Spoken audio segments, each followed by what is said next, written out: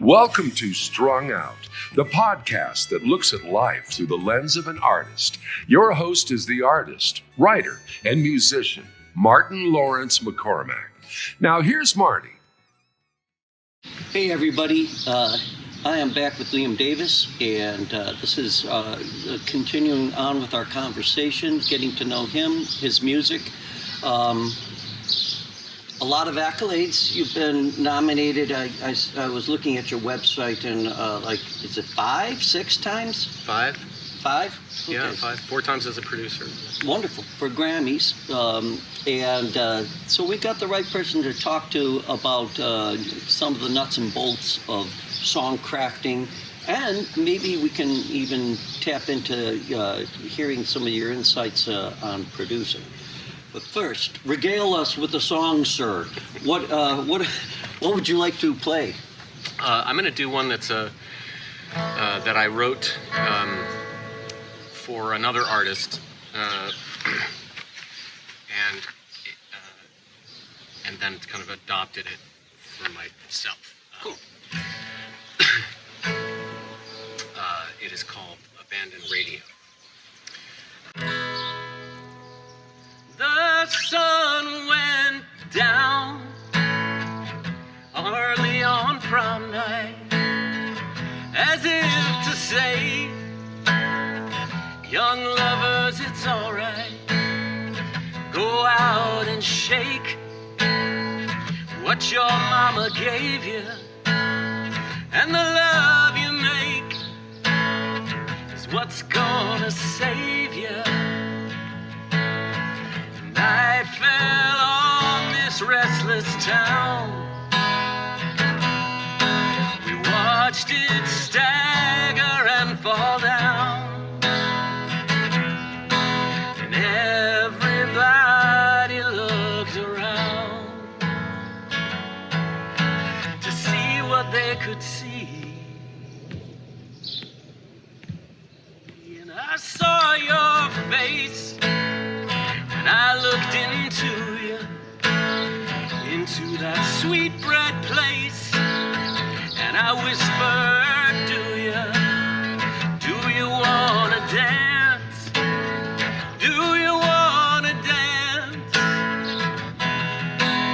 Do you wanna dance? How did that song go?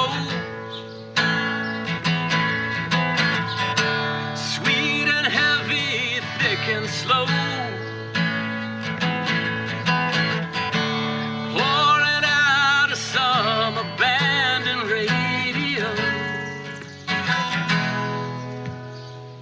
The summer's long, and sometimes it hurts when your love ain't stronger than your thirst. It burns a hole into your memory. You can't fill a hole if it ain't empty. So you stay awake until the dawn, and you think you know how to hold on. Come the morning, it's all gone.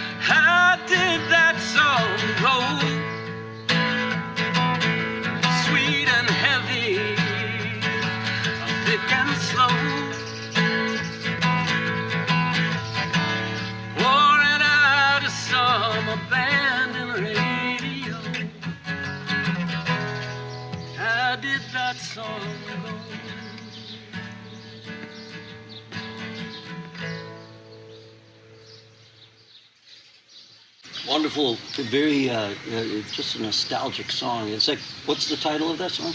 Abandoned Radio. Abandoned Radio. Mm-hmm. Okay, let's use that.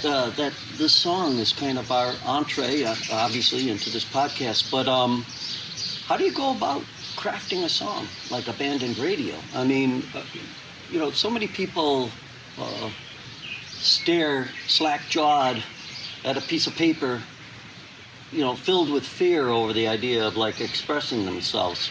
But you have a way of going in, taking, like with this song, you're starting out with something very, something that we all kind of experience at some point, that coming of age, the prom, the sun going down on the prom, and then you're very deep writer, and I'm not trying to parse the song for you, but I like that. Parse away, my friend, parse away. I like that. You referenced like so many people talk about people having a hole in their soul, but you're talking about a hole that you that's already filled. So how do you? These are beautiful images that you create. How do you go about doing that? I mean, what is your starting point? It's a question for the ages, is it not?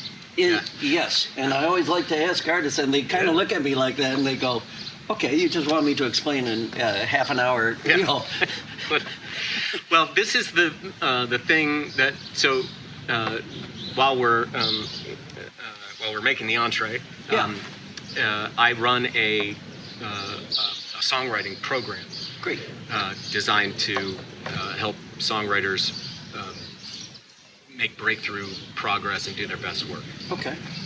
And so this blank page thing that you're talking about is something that every creative comes across at some point in their journey, right? Right. And usually what happens is the first few pieces that you create, whatever medium they're in, are done in a kind of happenstance kind of way, right? Where it's like, wow, look what came out of me. And then we get attached because it feels so good. It feels so good to create something out of nothing.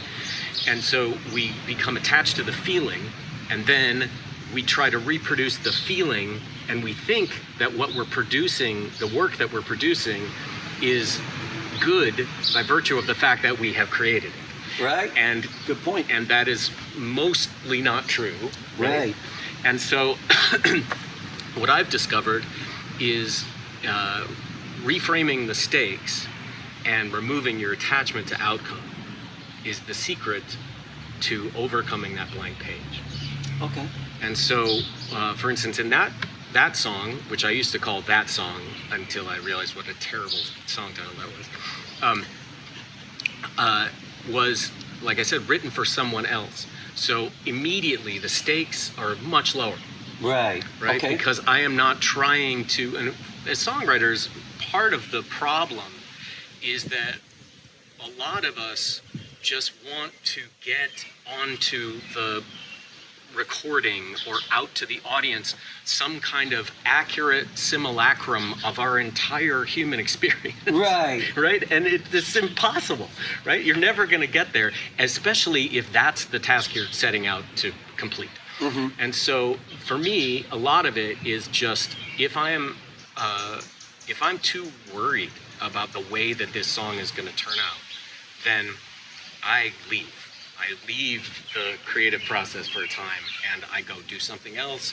Maybe it's, it might be an afternoon, it might be a week, it might be a year. And I get rid of this attachment to the outcome or this nervousness about the stakes. Is it for the songwriter, is it the fear of being judged, or you say the attachment to the song, or is it the kind of feeling like if I just work this and keep working this, I'm going to have that perfect song? From your experience coaching these people, what is it? Is it That, or is it the fear factor? Like if I get up there and I just, spill my guts about my, my mom or whatever, somebody might say, "Oh God, that's a pretty lame song." What is it? How do you and how do you reconcile that? Fantastic question. Thank you so much. I think it has a lot to do, yes, with a fear of judgment, and anything that is accessory to why we are reticent to be vulnerable, right? And there is a great part of what is beautiful about the creative process is it requires a vulnerability. Indeed, it does. Yeah. And it feels really good when you are able to jump over that hurdle and be vulnerable. And I often talk, because I also teach songwriting to elementary school kids. Smart. Yeah. And I often talk about vulnerability being a superpower, especially to fifth grade boys. Well, I think that's true, though. It is absolutely true. In my experience, it's 100% true. And so part of it is, how do I get away with being vulnerable and not be judged? And then you're paralyzed, right? Right. Because you have to put yourself out there, and if you don't, then everybody's gonna know it, and that the authenticity that you're looking for, the truth that you're looking for, the catharsis that you're looking for, and that you're looking to give to your listeners is not going to be there. Right. So once you get to that point and you're saying, okay, I'm willing to take the leap, so to speak, how do you go about then crafting a good song? How do you, not that there is one tried and true formula, because there's not, but for you, how do you go about it? And because for all those people that you just described, and that's the majority of people, there's that 5% that doesn't have that hang up, and they write the most god-awful songs because they, you know what I mean? And they think they're great. And sometimes they power them through. But, so there's a little bit, the magic comes in as far as a deliberate process. Maybe, is that the right word for it? How would you describe this process of creating? Another great question for the ages. Thank you. Yeah. I would say that you have two things operating in order to create a song that is valuable to the writer and to the listener. And the two things are, first of all, the scaffolding. Right, and that's the deliberate part that you're talking about, the structure, and there can be astructural songs that work, or monostructural songs, like Astral Weeks. Van Morrison might be considered something that's it's basically a monolithic thing. It's got the one thing where it goes to the six, but it's basically just 1 and 4, and you ride that, and nobody minds. Everybody's cool with that. Right. But mostly, we have the scaffolding in place for the storytelling that's going to occur, and the scaffolding includes usually a verse and another verse and a chorus and maybe a bridge and and that sort of thing. And like you were talking about, these writers who can just power through, you can do a lot with the scaffolding. You can have a verse, you can have you can have a pre-chorus, and you can have a whatever. But the second thing you need is a kernel of truth. Right. You have to have a kernel of truth. There has to be something that is undeniably true to you as a writer, to you as a human being, in what you're creating. And that takes a lot of practice. It takes a lot of practice to free yourself to recognize the truth and then be vulnerable enough to let it out. And I was just going to say, and there's where the vulnerability comes in, is when you're able to find that kernel of truth, which is a little more difficult than it sounds, because you have to come up with something that there's things that we all hold in common. It's a double-edged sword. It can resonate, and that's what you want to happen. You want somebody to say, oh yeah, those lyrics resonate with me. Or it can be cloyingly bad in the sense like, oh God, Spoon June, here we go. I remember reading, being mortified about, I think it was Steve Lillywhite was producing U2, and he had they were writing on the fly in the studio, and he had literally a chalkboard where they were pointing at words, and I was like, no, you can't do it that way, But I mean, so how for somebody, we've got to that moment where now you're like, okay, I'm going to dip my toe in the water. Here's something that is meaningful to me. How do you encase that in wordage? How do you go about it? You as Liam Davis writer. That I can answer. I usually I have a few different methods that I use when it's not just flow. Sometimes it just flows, right? Right.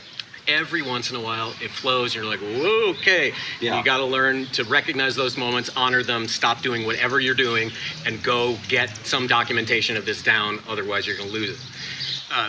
But when it's not flowing, what I often do is I will write a letter. I will either write a letter to the subject of the song, whether it's another human being or whether it's an event or whether it's some kind of concept, or I will write a letter to the song I'm trying to finish. Nice. And that lets me know what's important to me. Yeah. Because the idea, in the program we talk a lot about self-concept, which is really something that I feel is in the way of us living our authentic human lives, right? Okay. Is this idea, once you start to think of yourself as a songwriter, I think you're sunk. If you are, as we're talking about this, in this capacity, wonderful. Yes. But as you're endeavoring to write a song and you think, I'm a songwriter, you're a human being first, and there are things that matter to you. There are things that energize you. There are things that deplete you. There are things that spark your imagination. There are things that feel nihilistic, things like that. You need to get in touch with that, and you can't get in touch with that if you're thinking, I'm a songwriter and this is what I do. And so I just find ways to trick myself, and I share these things with my students. Mm-hmm. And so what I do is, in the letter that I write, there will invariably be something that jumps out. Right. One or two things that jump out, and I'll be like, okay, well, what's that about? And then, as you have adeptly identified, and thank you so much for your deep listening, very appreciated. I will create some kind of imagery around that, and, right. And I'll be like, okay, well, what would that look like? What is the, and then, as you know, sometimes that happens rather easily, and sometimes it's just tedious. Awful. Yeah, it's just really. Which is okay if it happens, the tedium, because you're doing a great job of laying out the nuts and bolts, because this flow happens, but like you said, drop everything and pray that you have something to put it down. And I'm going to ask you about that in a second, but the concept that you just proposed as far as writing a letter, I think is one of the best suggestions that I've heard in a long time. Good. For people writing songs, because for a couple reasons, because it does allow you to go into that subconscious, and it's very therapy almost, kind of. I've had to write letters in the past too, like, dear anxiety, what are you doing to me? Great, because what a freeing concept. Everybody has an idea of how to write a letter, and to mine out the little nuggets out of that is great.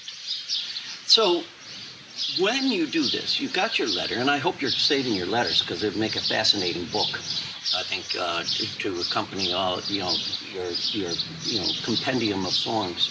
That's a great idea. Yeah. Thank you. You're welcome. I'll give you 10%. Oh no, but it's just I just think it's a brilliant idea. I wish I thought of it.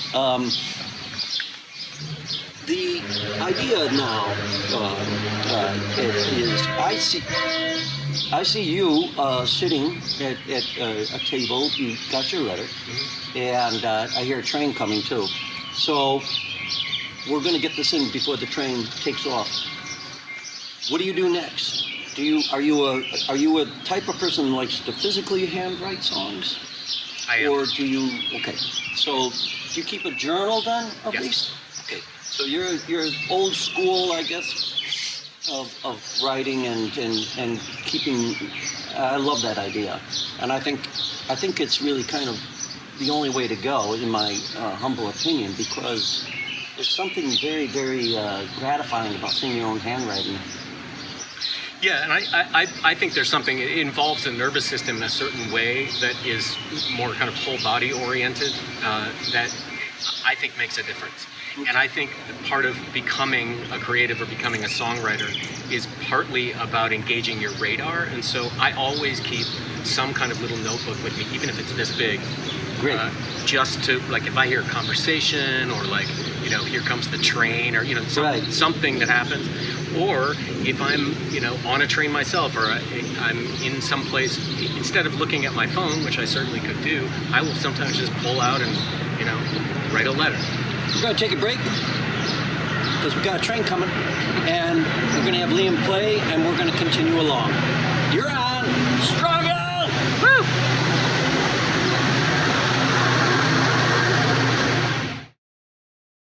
Hello, Polly Chase presenting artwork by Martin McCormick. There are many reasons to buy art. You might choose a piece for financial investment, or to put the finishing touch on interior decoration. You could buy work because it speaks to you, or you are a friend of the artist.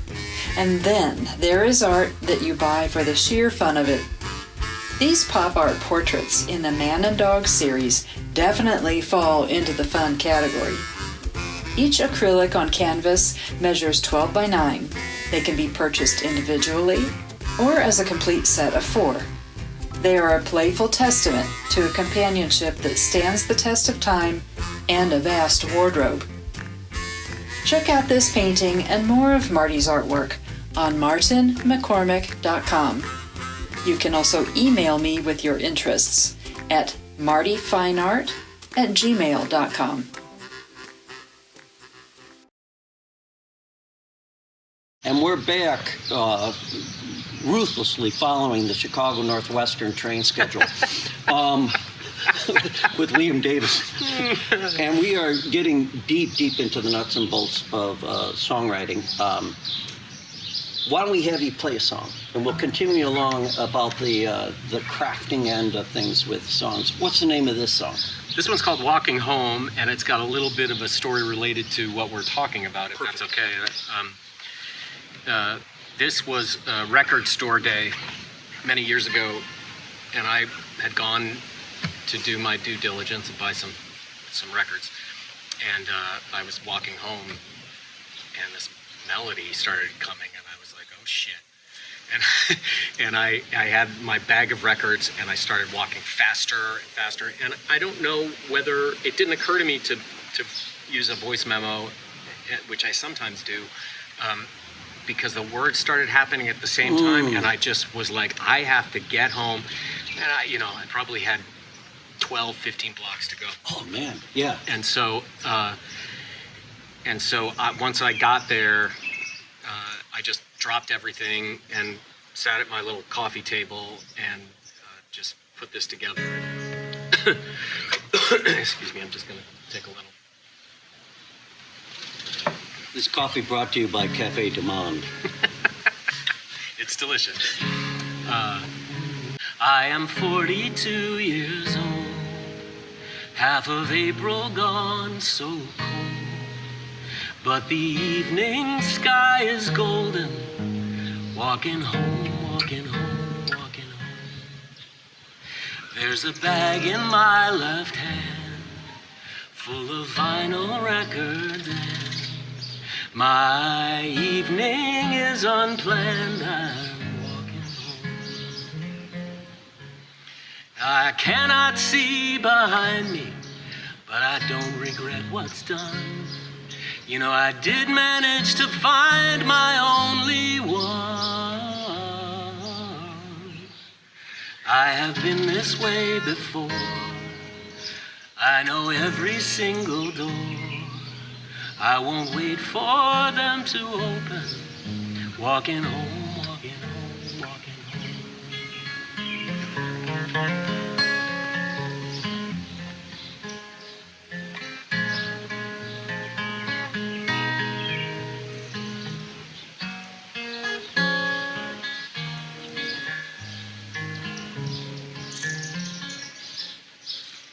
Now I cannot see behind me, and I'm following no one.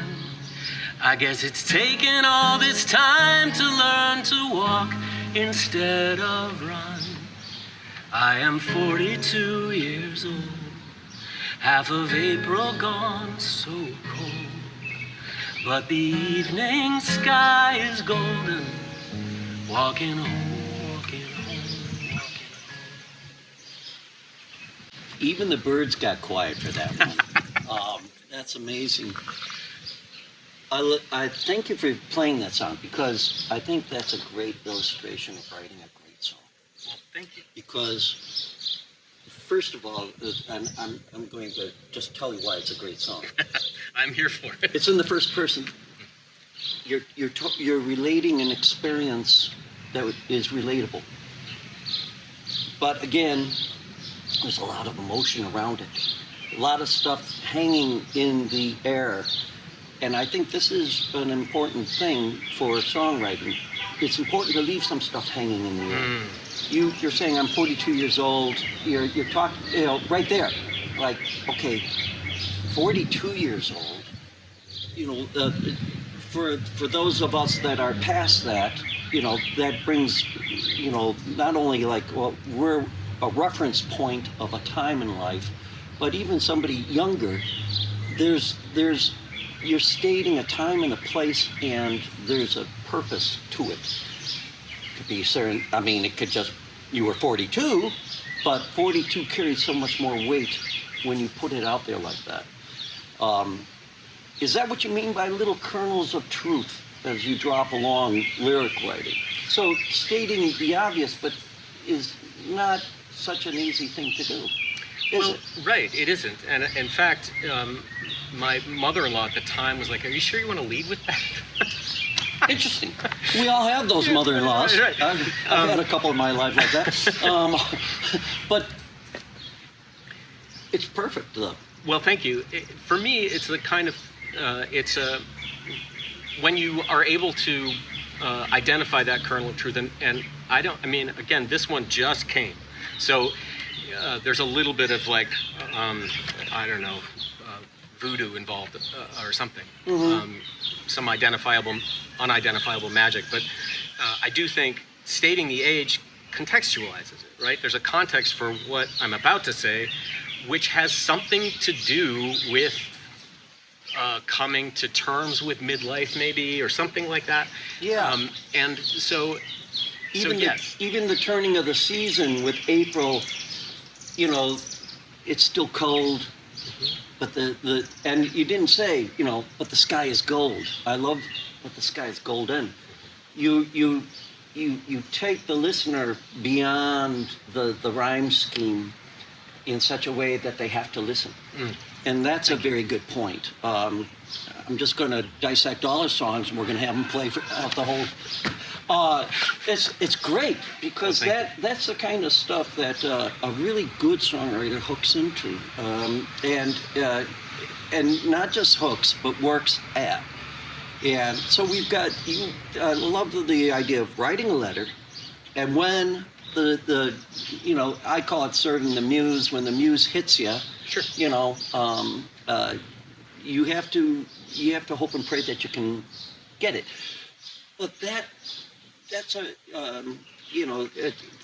song, the way that you also arranged it, And let's get toward that, because obviously once you write a song, you have to have some sort of arrangement that's necessary. And you put it in a very walking home sort of vibe. I can sense it's the end, at the end of the day, you got the bag of, vinyl records. I'm wondering, like, God, well, I wonder what records, does he have Coltrane in there or what? Because it sounds kind of, there's a jazzy sadness to it. You're the first person that's ever wondered what's in the bag. I love that. But it does make me wonder, and like, you're walking home and you are 42 and you're like, wow, seasons changing and I'm changing and I've got these memories, these vinyl memories, yes, regardless. Sir. Yes, sir. It's heavy in a beautiful way. Well, again, thank you for the listening.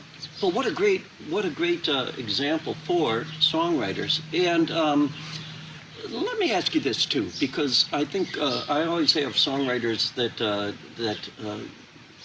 they have all sorts of different opinions about this. Is it easier for a songwriter to write a sad song as opposed to a happy song? Well, I think for Westerners, it is easier for us to write sad songs because they are more available in the zeitgeist. Does that make sense? It sure does, and a great answer. But elaborate a little bit, because Sure, I think sure. You're the first person I ever heard about talking about in terms of Western civilization. But I wholeheartedly agree with you. I think it is in our zeitgeist that we yes, right. we have a tendency to lean that way. Why do you think that is? Well, I don't pretend to know exactly why that is. I have an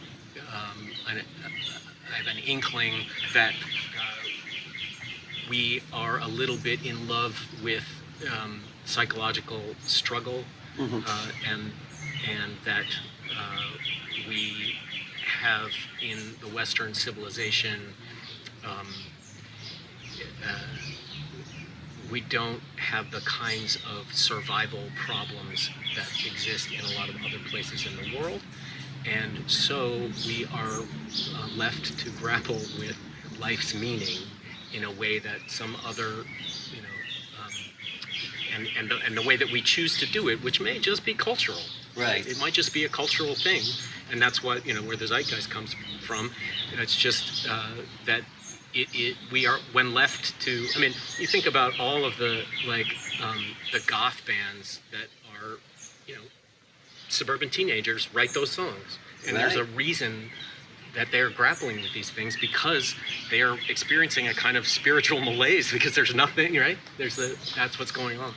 We're a theory, just an inkling. But I'm going to have you back, because you might, like, every week, because we could be talking about this I'm game. ad nauseum. Yep. It's great. I agree with you 100%. In fact, I always like to joke that my one regret for Leonard Cohen was that he didn't ever sing Zippity-Doo-Dah, because I would have loved to have heard that. Wow. Oh man, that's gold. I would have loved to have heard it, because I think writing a positive song is a challenge for us in the Western world, for the reasons that you gave. It's just not in our wheelhouse when you're talking about, I'm so happy I got a loaf of bread or something. Hold that thought. Huh? That was a train. Nice gentle train, that one. An express, exactly. Which makes me think, how was it that, a band like the Beatles overcame that? They had their share of sad songs, right? Fool on the Hill and things like that. But they also were the guys that wrote I Want to Hold Your Hand, Octopus's Garden. They wrote all sorts of things that were kind of, uplifting to some degree. Yeah. Do you encourage your students then to take a stab at writing, kind of go against, the tried and true, because there's only so much, depression that we can have in the world. eventually there has to be something kind of positive coming out, in the songwriting. Or maybe not, how is it what advice do you give? Go for true. Go for true. Go for true. Always go for true. And if true is joy, then go for it. If Okay. true, right? That's really it. And the one thing that I feel like there is, and this is why I mentioned sort of the availability of struggle in the zeitgeist, is in response to your question about is it easier? It can feel a lot easier to go there because you're practiced at it, and it's just out there for the taking. And oftentimes I find that my students really get tired of their own angst after a time. Yeah. After a time of once the catharsis really, once they get through to writing songs and every one of them has said to me at one point or another, I can't believe this. I'm doing the best work I've ever done. And they feel like, wow, I finally did it. I finally got the song that I wanted out, and now I'm done with that. And now I need to there's more within me, but it's not necessarily. I was talking with a client the other day, and she said, I cannot imagine writing another sad love song for the rest of my life. And I think that's a great thing. I do too. Because I think once you step across that door, that gives you, it doesn't mean that you stop writing sad songs. It gives you permission to delve a little deeper into your life. Exactly. And find out what is the stuff that, you always hear, isn't it Oprah that says, late at night, you got to count your blessings? Those kind of things, but, you do have to. You do have to. And you do have to, as a songwriter, if you can pull it off and you can write a song that resonates with people in a way that you're tapping into that positive energy, that's a major accomplishment. I completely agree. And if I may, I'd just like to talk about something that happened to me Sure. on the way home from the grocery store yesterday. Kool and the Gang's Get Down on It came on, and I'm in the aisle or whatever, and I'm hearing that kick drum, and I'm like, man, that kick drum is so hot in this mix.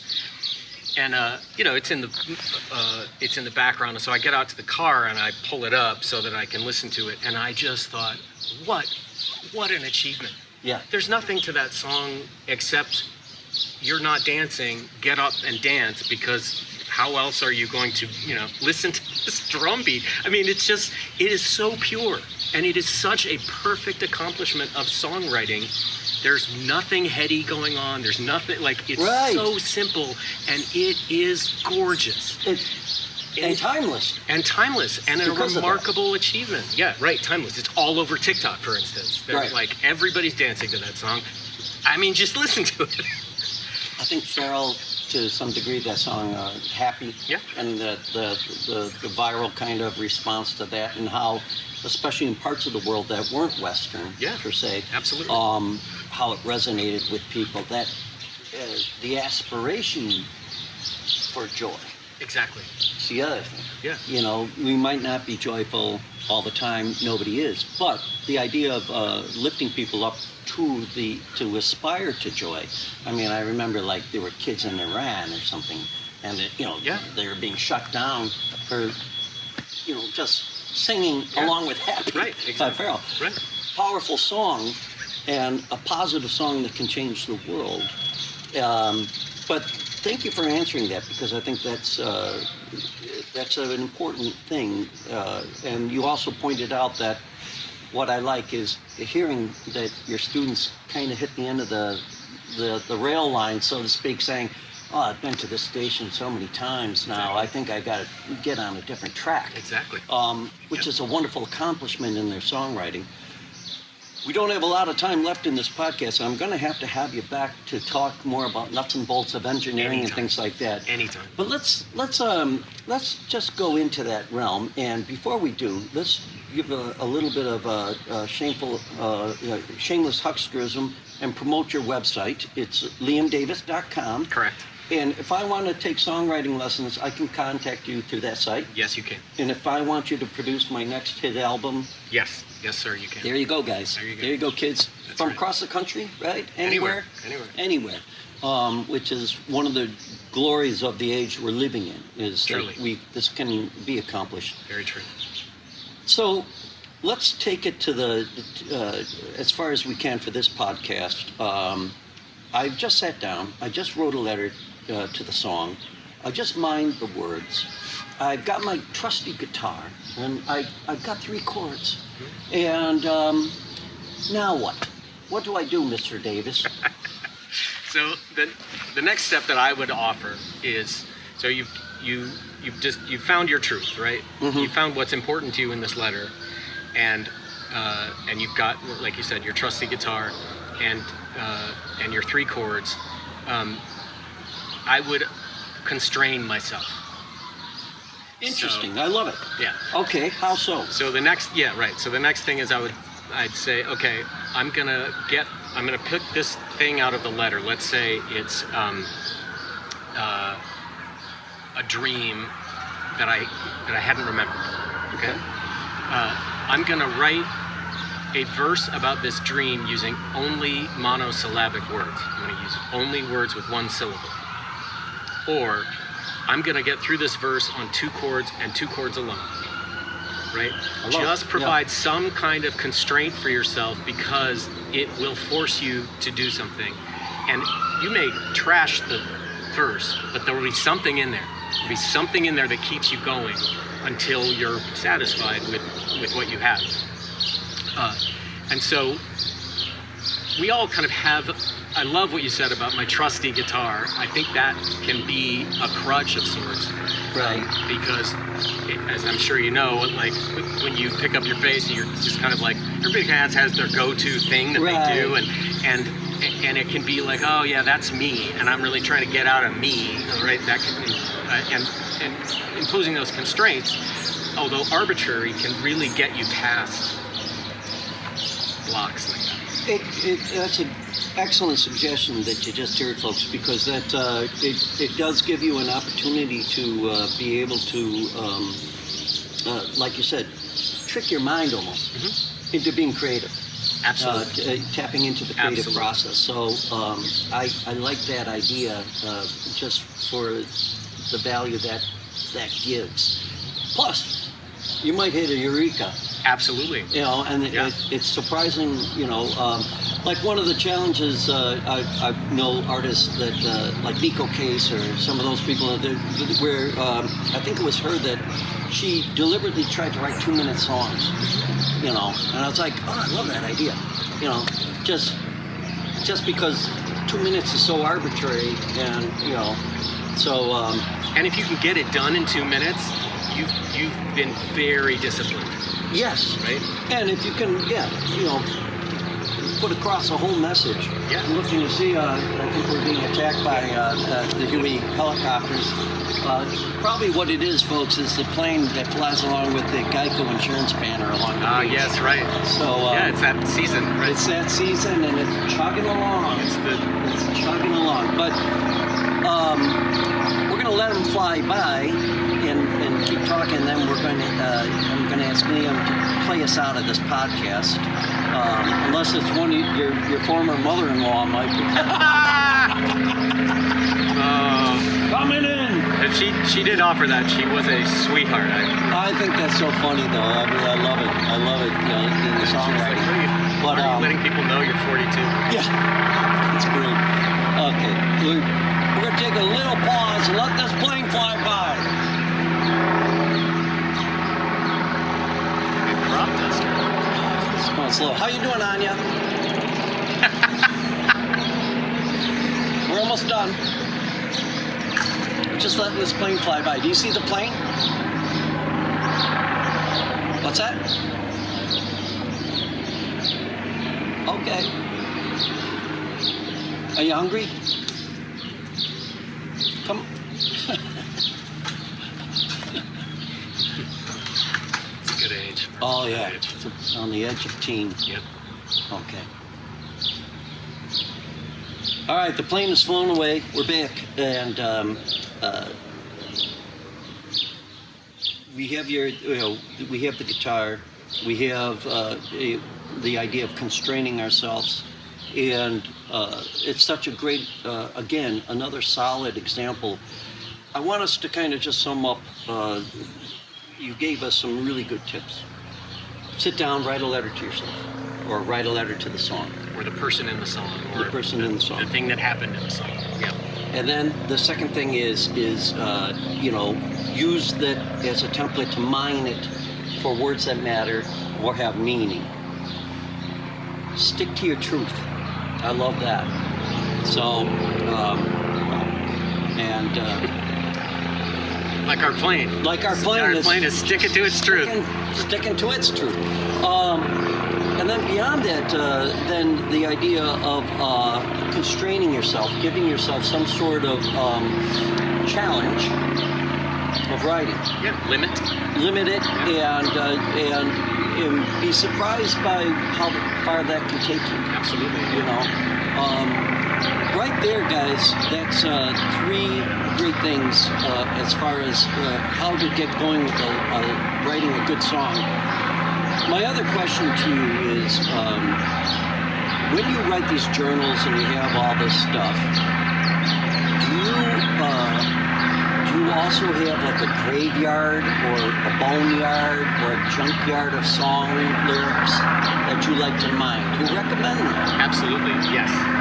Absolutely, 100%. Because the thing that you think is, as we all know, something that might be anathema to you at some moment in your life or stage in your life may not be anathema to you forever. It may be that something that I've gone back 10, 15, even 20 years in the past to something that I thought was trash at the time, and all of a sudden it means something different. There's a new context for it, or it fits into this song. Mm-hmm. I love the idea of stealing from yourself. There's the trope, good artists borrow and great artists steal, and it's misattributed all over the internet. But stealing from yourself, taking the bridge that was the only good thing in the song that you were trying to write and plugging it into the one that you don't have a bridge for can really work. So yes, I keep there's a depository or repository, whatever it's called, where I keep that stuff, and I encourage my students to do the same, and you just never know what's going to be there. I try not to go back and look at it often because it can be painful to revisit an earlier version of yourself. Can. But I've almost never not come away. I almost always come away with something. It's kind of like your younger self kind of giving you, you can look at it that way and kind of say, hey, thanks, Liam at 20. Yeah, right. Exactly. It's time traveling in a very positive way. And, we have gone through so many good things. We've had it wasn't a plane, it was a police helicopter. Great. You were in Chicago, it's real. I want to thank you, and I've had such a good time talking to you, and I've learned so much just hearing how you go about things writing. And you folks, you have a wonderful potential mentor right here in your life that you can reach out to. And obviously you have an ear for the business. Anybody that can be shopping and listening to get down on it, and by Cool and the Gang, and knowing that the bass, the tom is, or the bass drum is setting it. I love that because that's the blessing and the curse of being an engineer, isn't it? You can't go to a concert and just listen to, you have to listen, and it's the blessing and the curse. But play us out with a song, any one that you want. And again, thank you so much. And guys, thank you for tuning in, and we'll be back with something else next week. But let's have Liam play us out. Thank you so much. Well, thank you, Marty. I have to say it's just been a pleasure and an honor, and really, truly. Thank you. So, I'm just going to float this out there. One of the other tricks that I use is, like you're saying, we have to kind of sometimes trick ourselves into unlocking creative potential. One of the things that I use is the pen name, or the alias. Oh, nice. And this is a song that I wrote for a band that I made up. So I wrote this for a band called The Diff, which I decided would have been active in the Boston, Massachusetts area in the late 70s, early 80s. Love it. I love it. And so this Great idea. This is called Can't Stop Tonight.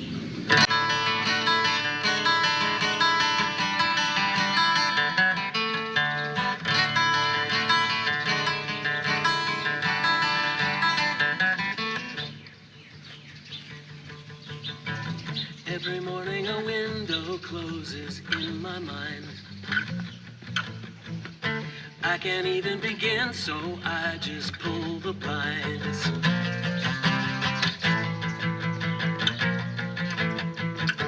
I've been looking at strangers in the afternoon, and I know that a change is coming pretty soon. There's a crack in the sidewalk where the sun go down. I'll be waiting for you in case you come around. 'Cause I can't stop tonight, I can't stop tonight. No, I can't stop tonight, I can't stop tonight. Oh, I know that tomorrow will weigh heavy on my hands, but I can't stop tonight. No, I can't stop tonight.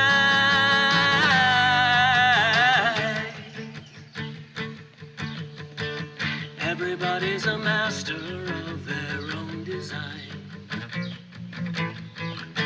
acting every disaster out in pantomime.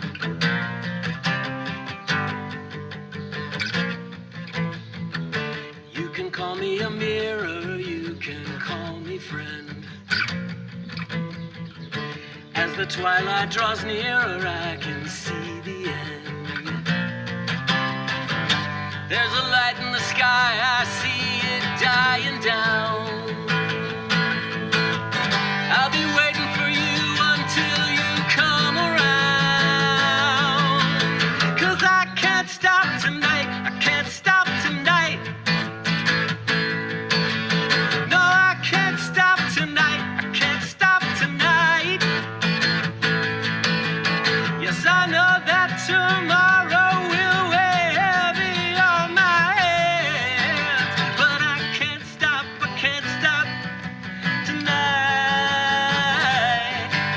I can't stop tonight. No, I can't stop. No, I can't stop. No, I can't stop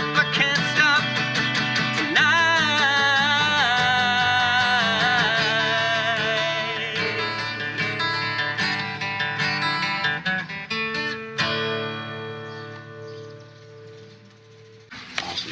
Awesome. I can hear it in my head. The band, The Diff. What a great idea. So I lied. You didn't play it out. We're talking about it. One last good point, songwriters. Create a fictional thing to address your emotion toward, and I think you can go far. Thank you again, Liam. We'll have you back. Love to. And we'll see you guys. Bye-bye. Thank you for listening. For more information about this show or a transcript, visit martinmccormack.com. While there, sign up for our newsletter. See you next time on Strung Out.